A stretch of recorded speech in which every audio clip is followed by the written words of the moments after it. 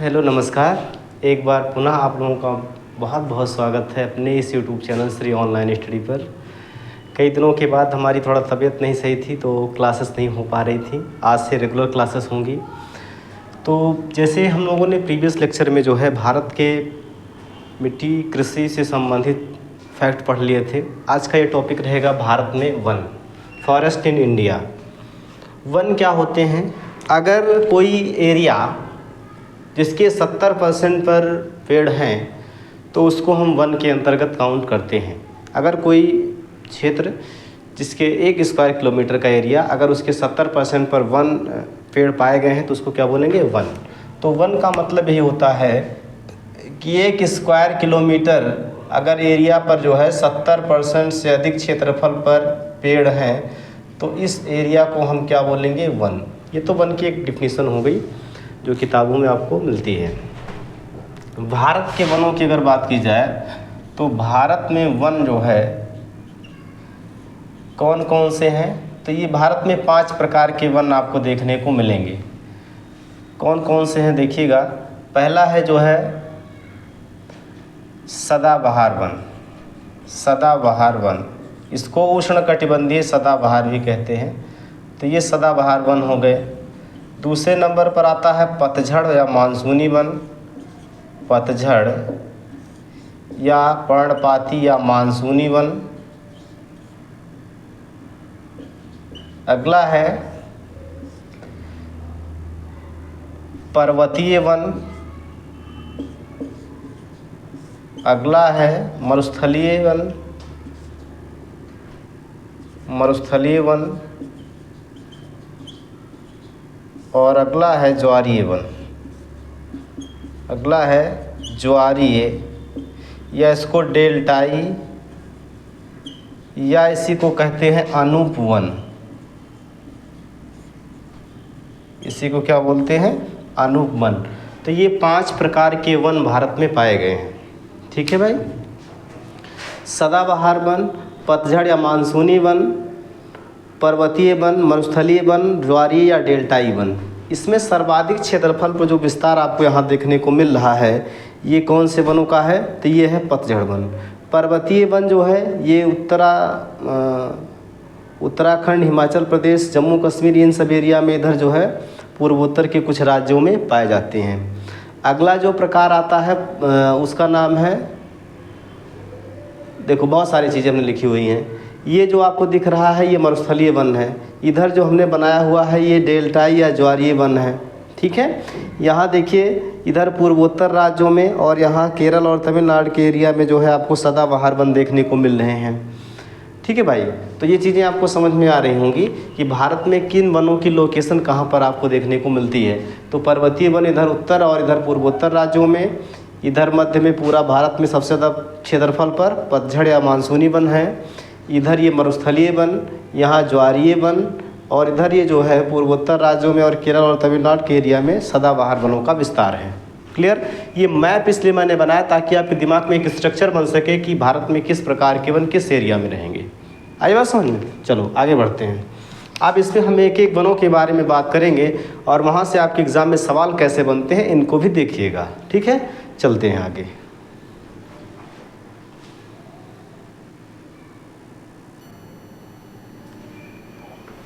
चलिए देखते हैं। सदाबहार वन पे देखा जाए तो ये वन जो है 200 सेंटीमीटर से अधिक वर्षा, 200 सेंटीमीटर से अधिक वर्षा वाले क्षेत्रों में किस प्रकार के वन उगेंगे? वर्षा ज़्यादा रहेगी तो वहाँ पर जो है पानी की अधिकता की वजह से जो है चौड़ी पत्ती वाले हमेशा हरे भरे वन पाए जाते हैं जिनको हम बोलते हैं सदाबहार वन। 200 सेंटीमीटर से अधिक वर्षा वाले क्षेत्रों में ये पाए जाते हैं। ठीक है। इनमें जो है कौन कौन से वृक्ष आएंगे? तो जैसे जो है रोजवुड, महोगनी, आबनूस, महोगनी, आबनूस और है ना बांस, ताड़ इसमें रखे गए हैं। ये सब किस में आते हैं भाई? तो ये सब आते हैं सदाबहार वनों में। अगर हम बात करें पतझड़ वन की तो पतझड़ वन देखिएगा, भारत में सर्वाधिक क्षेत्रफल पर पाए जाते हैं ये पतझड़ वन। यहाँ देख लिए एक मिनट कि अगर आपसे पूछे सदाबहार वन कहाँ पाए जाएंगे, तो आपको पता है कि ये केरल और ये तमिलनाडु का एरिया, इधर ये पूर्वोत्तर भारत है ना, 3 जगह पर सदाबहार वन पाए जाते हैं। तो इसमें मैं लिख दे रहा हूँ ये कहाँ कहाँ पाए जाते हैं, केरल,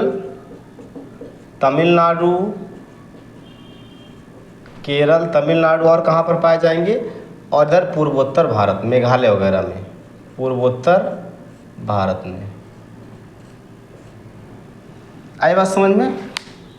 अगर हम पतझड़ वनों की बात करें तो पतझड़ वनों में अगर देखा जाएगा जो है, तो यहाँ पर कौन कौन से पेड़ आएंगे भाई।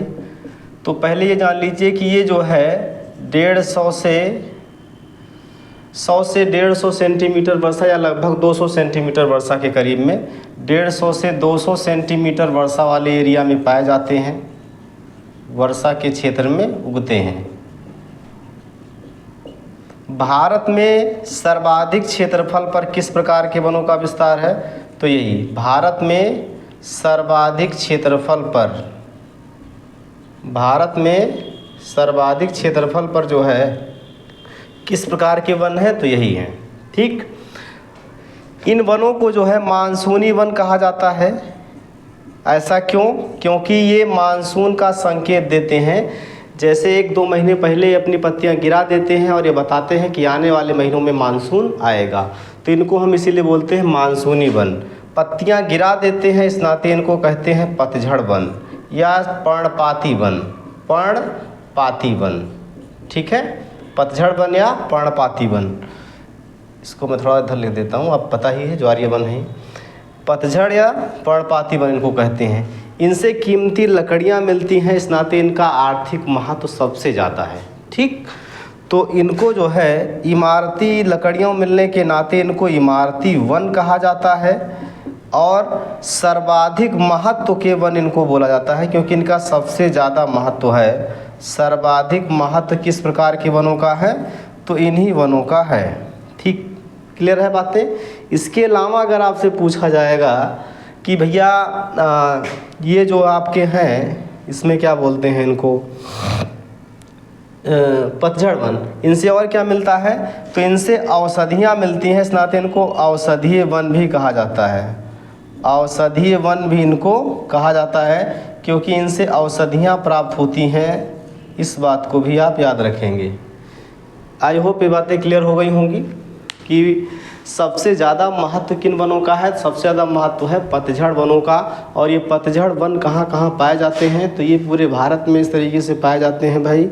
और सबसे ज़्यादा जो है विस्तार इन्हीं वनों का है। इन वनों में कौन कौन से पेड़ आएंगे, तो देखिए इन वनों में अगर वृक्षों की हम बात करें तो कौन कौन से वृक्ष आएंगे, तो इसमें जो है आम, नीम, महुआ, साल, सागौन, शीशम। इसके अलावा जो है जो पूछा जाता है आपसे वो चंदन पूछा जाता है। चंदन याद रखिएगा, बाकी आप तो सब जान ही रहे हैं। चंदन जो है किस वनों में आता है, तो ये पतझड़ वनों में आता है। ठीक बातें, चलो आगे बढ़ते हैं।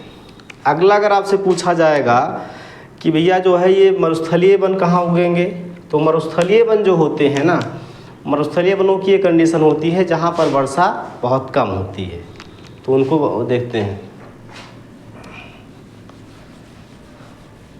चलिए देखिएगा मरुस्थलीय वन क्या होंगे।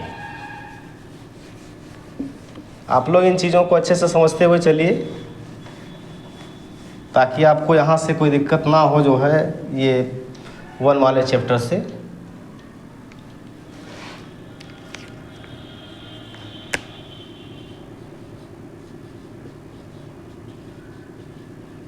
मरुस्थलीय वन, ठीक। मरुस्थलीय वनों में कौन से आएंगे, देखिए ज़रा। मरुस्थलीय वनों में अगर देखा जाएगा तो ये 50 सेंटीमीटर से कम वर्षा, जहाँ पर वर्षा 50 सेंटीमीटर से कम होती है वहाँ पर पानी की कमी होती है और वहाँ पर कटीली झाड़ियाँ उगती हैं, ठीक है ना। इनको कटीले वन भी कहा जाता है, इनको कटीले वन भी कहा जाता है। इन वनों में कौन कौन से वृक्ष उगते हैं? तो इन वनों में अगर वृक्षों की हम बात करें तो कौन कौन से वृक्ष आएंगे? जैसे नागफनी हो गया, बबूल, बेर, नागफनी, बबूल, बेर, है ना, मदार या इसको बोलते हैं आक, आक, आंवला, ये सब वृक्ष इसमें उगते हैं। और ये वन पाए कहाँ जाएंगे? तो ये राजस्थान, कहाँ कहाँ होंगे भाई? राजस्थान में होंगे, यूपी और एमपी के कुछ हिस्सों में, यूपी एमपी के कुछ भाग में, तमिलनाडु के कुछ भागों में, तमिलनाडु के कुछ हिस्सों में पाए जाते हैं। क्लियर हुई बातें? चलो अगला आ जाएगा पर्वतीय वन। अगला कौन सा आ जाएगा? पर्वतीय वन। पर्वतीय वनों की अगर हम बात करें तो ये पर्वतीय क्षेत्रों में उगते हैं। इनके जो पेड़ होते हैं ऐसे शंक्वाकार, किस तरीके से? जैसे आप लोगों ने सीनरी वगैरह में देखा होगा कि इस तरीके से, या अगर आप जो है जम्मू कश्मीर वगैरह से हैं तो ऐसे ऐसे पेड़ आपको देखने को मिलते हैं। ये है कोणधारी वन। कोणधारी वृक्ष इनको कहा जाता है, या इनको शंकुधारी पेड़ भी कहते हैं। इनको जो है शंकुधारी पेड़ भी कहा जाता है। तो देखिए ज़रा, पर्वतीय वन कहाँ उगेंगे? पर्वतीय क्षेत्रों में, पर्वतीय क्षेत्रों में उगते हैं। ठीक, इन वनों में जैसे चीड़, देवदार, चीड़ हो गया, देवदार, ओक, विलो, और इसके अलावा जो है, ठीक है, ये सब वृक्ष उगते हैं। चीड़, देवदार, ओक, विलो, ये सब वृक्ष कहाँ उगते हैं? तो ये पर्वतीय वनों में उगते हैं। आई बात समझ में? तो कहाँ कहाँ पाए जाएंगे इसको भी देखिए। जैसे जम्मू कश्मीर, हिमाचल प्रदेश, ये जो है जम्मू कश्मीर, हिमाचल प्रदेश, उत्तराखंड, और इधर सिक्किम, सिक्किम हो गया, अरुणाचल प्रदेश में पाए जाते हैं। सिक्किम और अरुणाचल प्रदेश में पाए जाते हैं इस प्रकार के वन। ठीक है ना, इनको याद रखिएगा। चलो अगला प्रकार आ जाएगा ज्वारीय वनों का। हम बात कर लेते हैं ज्वारीय वनों पे। ज्वारीय वन जो है ये खारी लकड़ी वाले वन होते हैं। इनकी लकड़ियाँ खारी होती हैं। खारी लकड़ी व हल्की लकड़ी वाले वन, हल्की लकड़ी वाले वन है ये। ठीक भाई, इनमें कौन कौन से वृक्ष आ जाते हैं? इनमें जैसे सुंदरी, सुंदरी, कैसरीना, सुंदरी, कैसरीना, इनमें सुंदरी हो गई, कैसरीना हो गया, और कौन से आएंगे भाई? इसमें जो है और भी आते हैं। ठीक है, बहुत सारे बनाते हैं। इनकी लकड़ियाँ हल्की होती है, साथ इनका नाव बनाने में यूज़ किया जाता है। नाव बनाने के लिए यहाँ आदि लिख दे हैं, आदि वृक्ष।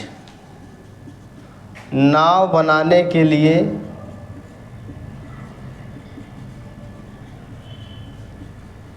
उपयोग किया जाता है।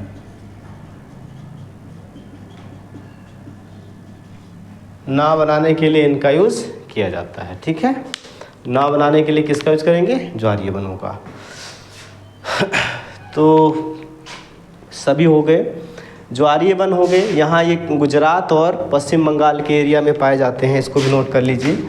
ये वृक्ष कहाँ पाए जाएंगे? गुजरात और पश्चिम बंगाल में। गुजरात तथा पश्चिम बंगाल के क्षेत्रों में इस प्रकार के वनों का विस्तार है। आई होप इतनी बातें आप लोगों को समझ में आ चुकी होंगी।